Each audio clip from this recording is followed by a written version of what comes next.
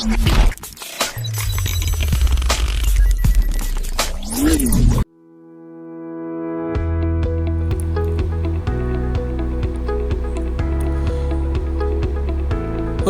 assalamualaikum warahmatullahi wabarakatuh. Selamat siang.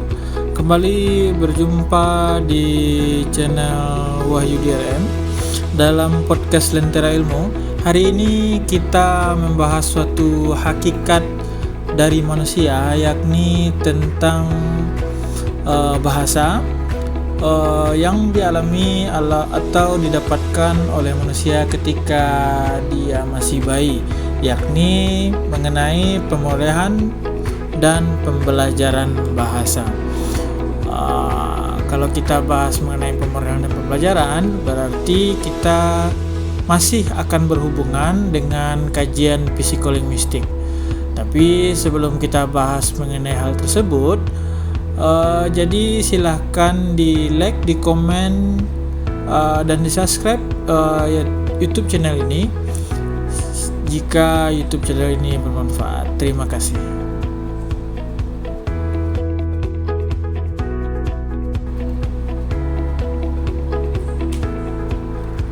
Oke, kali ini kita terlebih dahulu membahas mengenai pemolehan bahasa. Pemolehan bahasa itu ada atau berproses dalam otak manusia ketika anak-anak, atau berlangsungnya itu ketika dia mendapatkan bahasa pertama dari ibunya. Ada dua proses yang berlangsung ketika anak dalam menerima bahasa pertama dari ibunya. Yang pertama adalah proses penguasaan tata bahasa, kemudian yang kedua pemahaman dari kebahasaan tersebut. Ya, atau dalam kajian psikolinguistik kita mengenal dengan istilah kompetensi dan performasi. Oke, kompetensi itu adalah proses penguasaan bahasa atau penguasaan tata bahasa yang berlangsung secara tidak kita sadari. Proses ini menjadi syarat untuk terjadinya proses performasi yang terdiri dari dua buah proses, yakni pemahaman dan penerbitan. Proses pemahaman melibatkan kemampuan mengamati dan persepsi kalimat yang didengar, sedangkan penerbitan melibatkan kemampuan mengeluarkan kalimat-kalimat sendiri.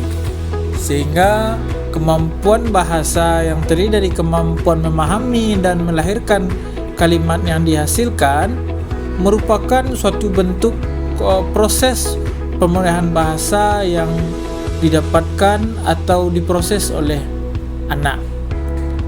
Ya, contoh sederhananya seperti ini. Ketika bayi, anak itu tanpa disadari dia mendengarkan atau dia memahami, dia belajar apa yang disampaikan oleh orang tuanya. Makanya jika niat kita tulus untuk membesarkan anak itu dengan baik, maka keluarkanlah atau ujarkanlah bahasa-bahasa yang baik kepada anak kita. Atau jika kita sudah berusaha mengeluarkan bahasa yang baik kepada anak-anak kita, namun lingkungan tidak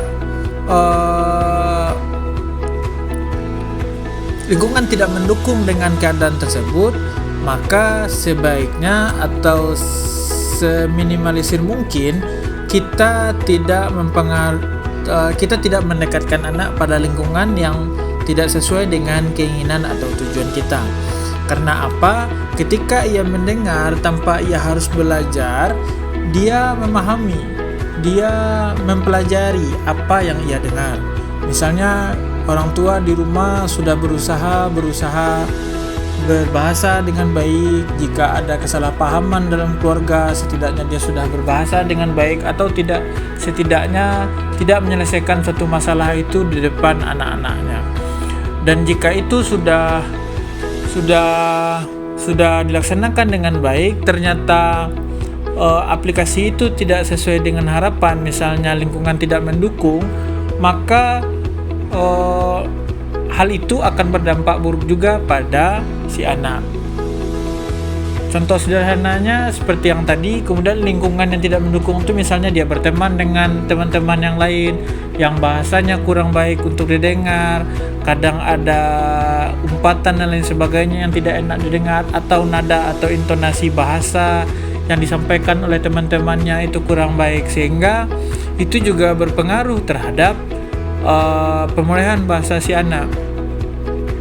Makanya ketika anak itu baru lahir, di rumah sakit itu disarankan bahwasanya anak itu diazankan dan diiqomahkan. Gunanya apa? Bagi umat Islam, ketika anak diazankan dan diiqomahkan, dia akan mendengar segala sesuatu hal yang baik. Karena dari lahirnya saja dia sudah mendengarkan seruan-seruan agama seperti itu. Tapi pada dasarnya sebenarnya ini tujuannya bukan untuk agama Islam saja, untuk semua anak yang baru lahir, perdengarkanlah sesuatu itu dengan baik. Karena dengan memperdengarkan sesuatu itu yang baik pada anak, maka komponen-komponen yang ada dalam otak itu dia akan memproses apa yang ia dengar, mulai dari bahasa yang ia dengar, nada-nada, sikap-sikap itu akan dia tiru, sehingga bentuk reseptif ataupun bentuk ekspresif nanti yang akan disampaikan oleh anak itu akan menjadi suatu bentuk investasi yang luar biasa pada anak tersebut. Komponen-komponen yang berkaitan dengan tata bahasa itu yakni sintaksis, semantik, dan fonologi. Komponen itu berupa tata bahasa, pemaknaan, dan bunyi-bunyian.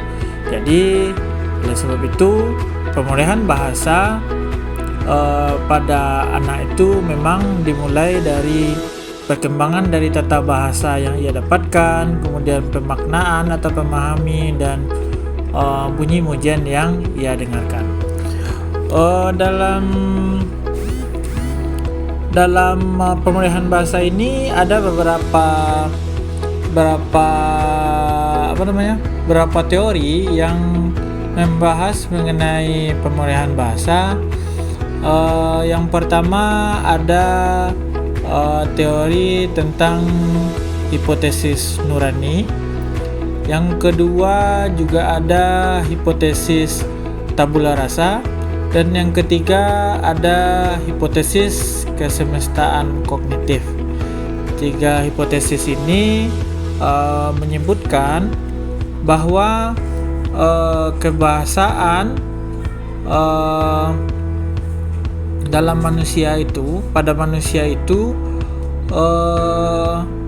sudah ada garisnya atau sudah ada prosesnya itu pada manusia. Sesuai dengan dari teori hipotesis nurani, bahwasanya manusia itu dia sudah dianugerahi kemampuan berbahasa sehingga mereka dapat menyimpannya dalam nurani, dalam rasa atau dalam pikiran, seperti apa yang mereka dengarkan.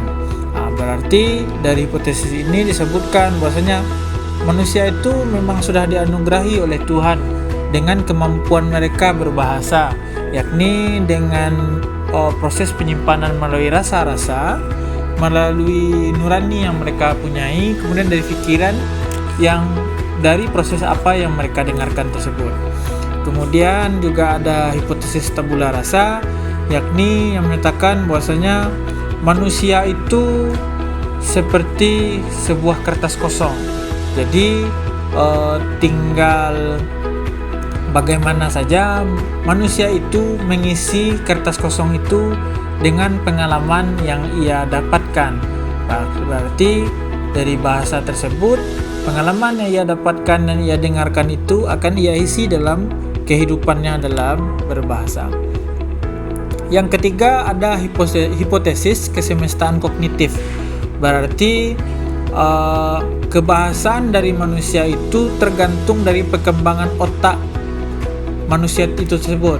Jadi jika kemampuan otak mereka baik, maka kemampuan mereka juga dalam berbahasa juga baik. Begitupun sebaliknya. Tapi ketika ada suatu kasus yang menyatakan kenapa anak perempuan lebih cepat cenderung berbahasa dibandingkan anak laki-laki, alasan ilmiahnya ada.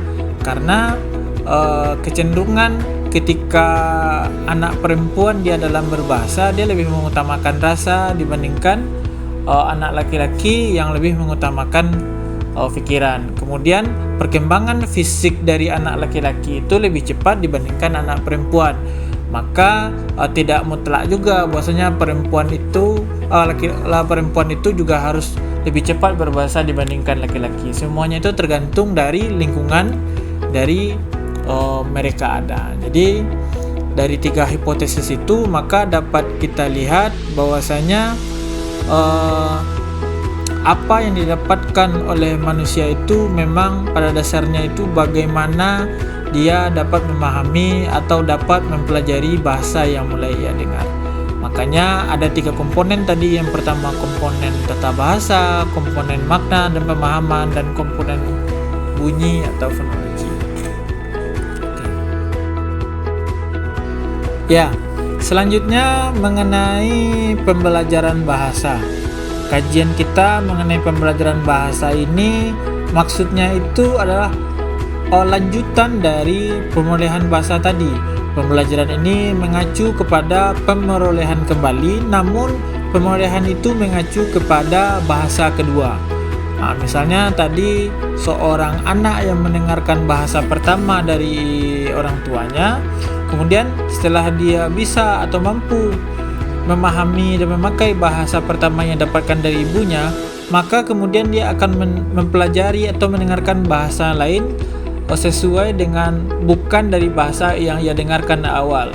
Jadi itulah yang dinamakan dengan istilah bahasa kedua. Misalnya seorang anak itu pertama lahir dia mendengarkan bahasa Minang, kemudian setelah dia mulai cukup umur untuk belajar bahasa, maka dia akan mendengarkan bahasa berikutnya untuk ia pahami.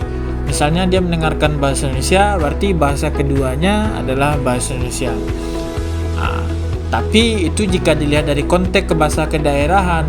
Namun jika kita pakai konteks dalam bahasa nasional, berarti bahasa ibu kita adalah bahasa Indonesia. Kemudian bahasa asing selain dari bahasa Indonesia tersebut adalah bahasa kedua. Contohnya adalah bahasa Inggris, bahasa Arab, bahasa dari bahasa lain dan sebagainya. Jadi itu yang disebut dengan bahasa kedua. Atau kita simpulkan lagi, bahasa kedua itu adalah proses pemulihan bahasa seseorang atau bahasa anak setelah dia memperoleh bahasa pertama dari ibunya. Kalau saya mengibaratkan bahasa pertama ini adalah bahasa amai. Kenapa bahasa amai? Karena apapun bentuk bahasa yang disampaikan oleh amai atau oleh ibunya itu lebih nyatakan sebagai bahasa pertama. Karena pada dasarnya yang ditemukan atau yang dibahas dari bahasa ibu atau bahasa pertama itu adalah memang lebih bagaimana sebagai bentuk pemahaman dan pengembangan karakter dari sang anak, sehingga apapun yang disampaikan oleh ibu dalam berbahasa merupakan suatu hal yang sangat baik untuk anak itu sendiri. Untuk ke masalah pembelajaran bahasa khususnya pada bahasa kedua, banyak pakar yang menyebut bahwasanya istilah pembelajaran bahasa disebut dengan language learning, atau ada juga yang menyebut dengan language acquisition. Jadi terserah mau yang dipakai yang mana, tapi pada dasarnya pembelajaran bahasa itu lebih difokuskan pada pemulihan bahasa pertama yang ia dapatkan dari ibunya. Penggunaan istilah pembelajaran bahasa diyakini bahwa bahasa kedua itu dapat dikuasai dengan hanya proses belajar dengan cara sengaja dan sadar. Hal ini tentu berbeda dengan penguasaan bahasa pertama atau bahasa ibu yang ia peroleh secara alamiah. yakni secara tidak sadar dan dalam lingkungan keluarga itu atau lingkungan anak tersebut. Bagi mereka yang menggunakan istilah pemilihan bahasa kedua dan seterusnya, beranggapan bahwa bahasa kedua itu juga merupakan suatu hal yang dapat diperoleh. Namun dari hal ini kita dapat ketahui sebenarnya dia juga masuk dalam pemilihan bahasa. Namun pada dasarnya bahasa kedua itu dia lebih bentuk bagaimana dia sudah mulai memahami, karena misalnya dia mendengarkan nyanyian, dia mendengarkan pembicaraan, biasanya mereka akan mengulang-ulang bahasa yang ia pakai. Sedangkan dengan bahasa yang pertama ini dia lebih banyak memahami dan menikmati apa yang ia dengar. Misalnya sudah makan, sudah minum. Jadi mengajarkan bahasa pertama kepada anak itu jangan menggunakan bahasa yang salah, sehingga ketika kita menggunakan bahasa yang salah, anak pun akan salah dalam berbahasa. Contoh, jika anak itu lapar, jangan disalah-salahkan berbahasa, atau jangan dalam bahasa Minang itu jangan diteloh-telohkan, sehingga ketika diajarkan atau dibiasakan anak itu ditelohkan atau diimak-imakkan dalam berbahasa, maka anak itu juga akan meniru hal itu. Contoh, udah lapar pelut dedek, makan kita lagi nak. Itu kalau kita berbicara seperti itu, anak akan meniru juga seperti itu. Bagusnya itu adalah berbahasalah dengan baik dan benar. Udah lapar dek, makan kita lagi. Berarti ada usaha kita untuk menggunakan bahasa itu sebaik mungkin dan sebenar mungkin kepada anak. Ya, jadi intinya itu penggunaan istilah bahasa ibu atau bahasa ama yang saya sampaikan tadi itu perlu dilakukan dengan sangat hati-hati, karena jika implikasi bahasa ibu itu sudah tumbuh dan berkembang di kota besar, maka kita khawatir banyak nanti bahasa ibu yang bukan menjadi bahasa sebagai identitas, karena pada dasarnya bahasa ibu itu adalah bahasa identitas. Misalnya nanti dia tumbuh dan berkembang di kota besar, misalnya di Jakarta atau di Bandung atau di Jogja atau di Bali misalnya.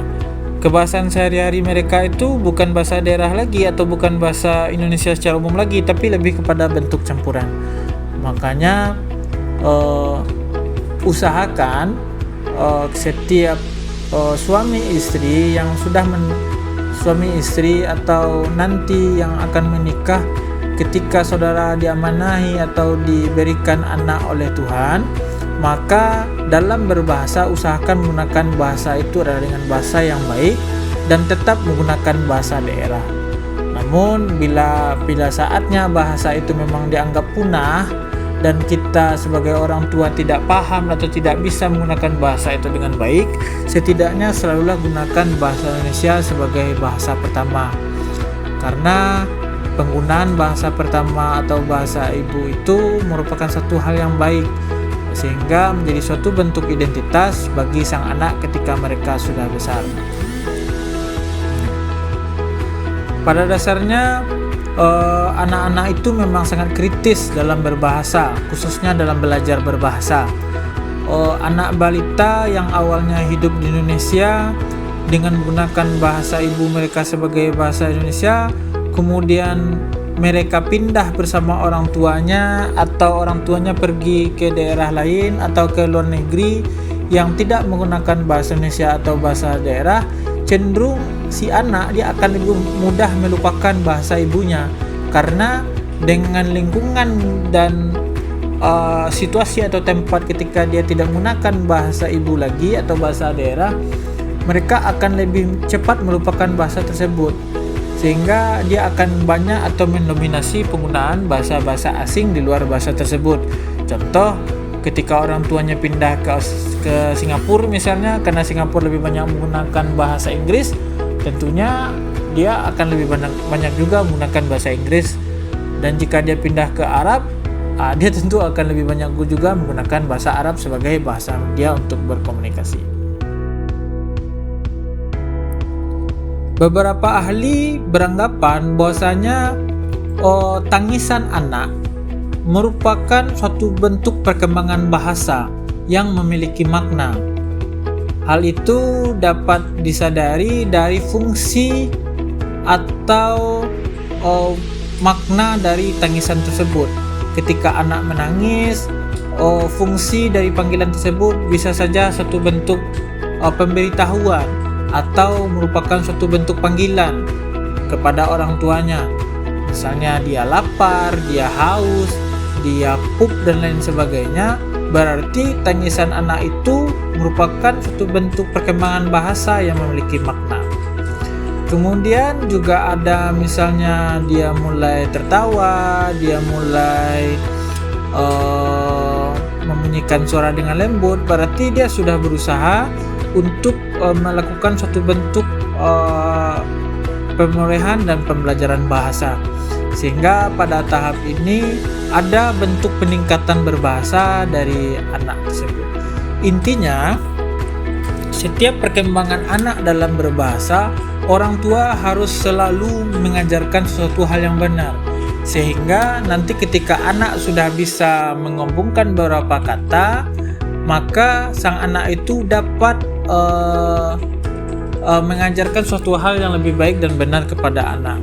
Walaupun pada dasarnya sang anak belum bisa membedakan mana yang nanti, mana yang besok. Walaupun pada dasarnya nanti dan besok itu lebih mengacu kepada waktu yang berikutnya daripada masa sekarang. Jadi dari penjelasan tadi maka dapat kita ketahui bahwasanya pemulihan dan pembelajaran bahasa itu mempunyai waktu yang berbeda-beda. Pemakaian istilah pemulihan atau pembelajaran itu tergantung dari mana kita melihatnya. Ada yang pemulihan itu memang didapatkan berdasarkan bentuk ketidaksadaran, dan pembelajaran itu merupakan suatu bentuk proses dari hal yang dilakukan secara sadar. Namun pada dasarnya pemakaian istilah pemulihan atau pembelajaran mempunyai maksud fungsi yang sama yang baik. Bahwasanya setiap manusia itu dia sudah dianugerahi dengan kemampuan berbahasa dan kemampuan memproses bahasa itu tersebut. Jadi tergantung mereka nanti mau mau membentuknya seperti apa. Karena pada dasarnya manusia itu berkembang dan menjadi hal yang baik itu memang dari berbahasanya.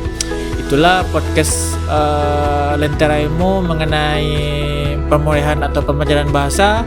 Semoga materi ini dapat membantu atau setidaknya memberi pengetahuan kepada saudara mengenai pemulihan dan pembelajaran bahasa. Saya Wahyu DRM, mohon pamit. Selamat siang. Assalamualaikum warahmatullahi wabarakatuh.